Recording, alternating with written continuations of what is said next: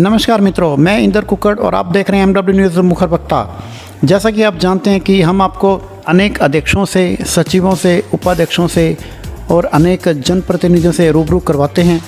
इसी क्रम में आज हम बात करेंगे सहजीपुरा दुग्ध उत्पादक महिला सहकारी समिति के सचिव हैं सुनील जी खर्रा, जो कि लंबे समय से इस समिति का संचालन कर रहे हैं और अनेक दुग्ध उत्पादकों के संपर्क में रहते हैं। अनेक समस्याएं भी उनके सामने आती हैं और जानेंगे इनसे इनके बारे में। तो सबसे पहले तो सुनील जी, आपका बहुत बहुत स्वागत है हमारे चैनल में। नमस्कार जी, आपका बहुत बहुत स्वागत है जो हमारे गांव सहजीपुरा में पधारे और मेरा रूबरू करवाया। सभी सचिव भाइयों को भी बहुत प्यार भरा नमस्कार। तो सुनील जी, सबसे पहले बात करेंगे आपकी जो सहजीपुरा समिति है, इसके अंदर लगभग कितने मेंबर हैं जो आपने जुड़े हुए हैं? मेंबर तो सर मेरे पास है 200-250 के लमसम मेंबर चल रहे हैं फ़िलहाल। ठीक है। और वर्तमान में दूध की मात्रा कितनी है जी आपके? फ़िलहाल अब दूध मेरे पास 1700-1800 लीटर पर डे का चल रहा है। ठीक है। और बात करेंगे आपकी जो समिति है, इसमें आपके कार्य क्षेत्र में एरिया कौन कौन सा लगता है जी? मेरे कार्य क्षेत्र में 2 तो गांव है सर। मेरे जो करनी से सहजीपुरा काफ़ी बड़ा गांव है, तो ये गांव हो गए। जो पास में थोड़ी डाणियाँ है, 36 SHW है, चोटिया वाली डाणी है। तो यहाँ मेरे पास यहाँ 4 किलोमीटर बलोल नगर है, 42 है, 44 SHW। यहाँ सभी जगह से मेरा दूध इकट्ठा होकर लड़के ला रहे हैं।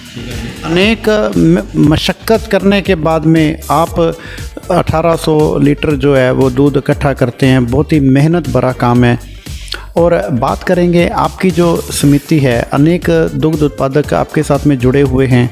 मुख्य रूप से जो उत्पादकों को जो समस्या आती है, पशुपालकों को, ऐसी क्या समस्याएं आपको देखने को मिलती हैं जो जिसके बारे में आपको हल करवाने के लिए आपको कहते भी होंगे कि ये समस्या हमारी हल कराओ? ऐसी क्या क्या समस्याएं हैं?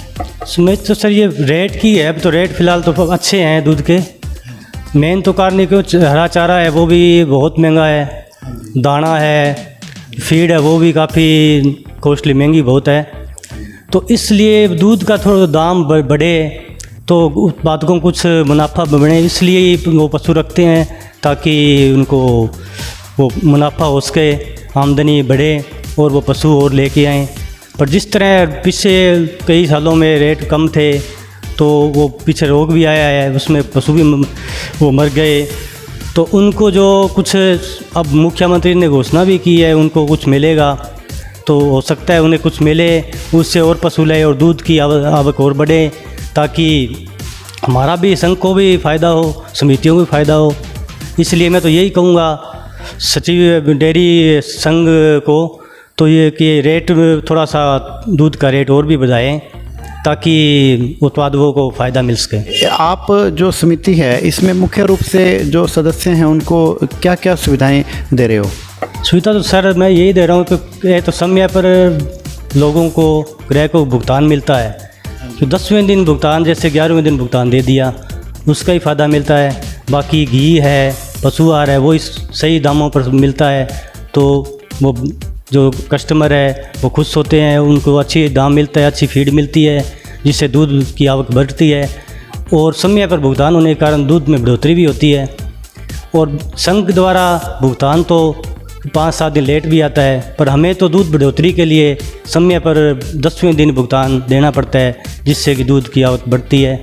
और हो सकता है आने वाले समय में भी और दूध बढ़े। संघ थोड़ा सा और रेट में बढ़ोतरी करेगा, जिससे दूध में और बढ़ोतरी होगी और उपभोक्ता भी दूध देने के इच्छुक होंगे, जिससे पशु भी लेके आएंगे और दूध की आवक बढ़ेगी। तो सुनील जी, जैसे अब आपका जो अभी संचालक मंडल संघ की बात करी है, तो संघ का जैसे अब संचालक मंडल नया बना है, MD साहब भी मतलब नए हैं, और इनके बारे में आप इस प्रशासन के बारे में और क्या कहना चाहेंगे? ये तो बहुत ही बढ़िया है जी। अब जो मंडल बना है वो तो बहुत ही अच्छा है और ईमानदार है। किस कारण है? इसलिए क्यों इसमें सचिवों की सुनवाई होती है। पिछले आम सभा में भी बहुत बड़ी आम सभा हुई है, सचिवों को नहीं बुलाया गया। अब इस मंडल के बाद में सचिवों को बुलाया जाता है, उनकी बात रखी जाती है। रखने के बाद भी उनसे जो सचिव चाहता है वो उनकी बात भी हो जाती है। जो काम है किसी दूध के बारे में, कोई पेमेंट के बारे में, तो अच्छी तरह से संचालक मंडल उनकी सुनवाई करता है। मैं तो उनका बहुत बहुत धन्यवाद करता हूँ इस मंडल का, जो इसमें इस मंडल बहुत ही अच्छा है और सचिवों को, सभी डेयरियों सचिवों को सुनाई अच्छी तरह से होती है।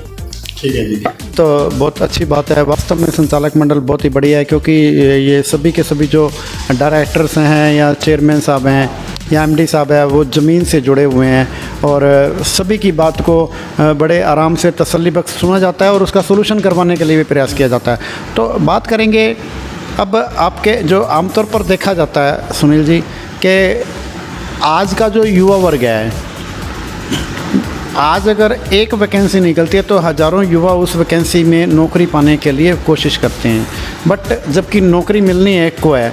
और दूसरी तरफ देखेंगे जो पशुपालन का व्यवसाय है, बहुत ही शानदार व्यवसाय है और बहुत शालीन व्यवसाय है। एक तरह से एक ये अमृत का काम है, लेकिन फिर भी इस तरफ रुझान कम है। इस बारे में आप क्या कहना चाहोगे? इस बारे में युवा भाइयों को यही कहना चाहूँगा कि नौकरी अगर मिले वो तो अच्छी बात है, तैयारी भी करते हैं बच्चे, पढ़ते भी बहुत है, तो कई बार बच्चे रह भी जाते हैं कई 2 पॉइंट से 3 पॉइंट से। तो मैं इस युवा पीढ़ी को और युवा भाइयों को यही कहना चाहूँगा कि वो निराश ना हो, कि रोज़गार जो करेगा वो अच्छा है। कि रोज़गार, आप खुद का रोज़गार करोगे तो उसमें आमदनी बहुत होती है। दूध का कर लो, पशु ले आओ, दो गाय लेके आए तो उसका दूध बेचोगे तो उसमें रोज़गार बहुत है। संघ से जुड़ो तो संघ आपको सहायता बहुत करता है। इसलिए मैं भाई सभी भाइयों से यही कहूँगा कि रोज़गार खुद का, अगर नौकरी ना मिले तो रोज़गार या डेयरी फार्म है बहुत है, बैंक वाले भी हैं, डेयरी या संघ बहुत सहायता करती है।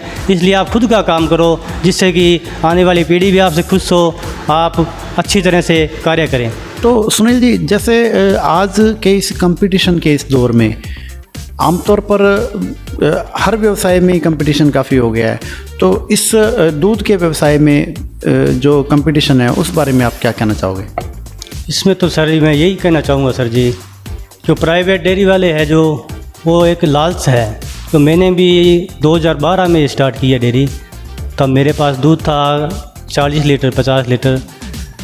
तो मैं तभी से संघ के साथ जुड़ा रहा और संघ के कोई दूध दिया मैंने, 40 से 100 हुआ, 100 से 500 हुआ, 500 से 1000 हुआ, 1000 से आज मेरे 2000 लीटर है।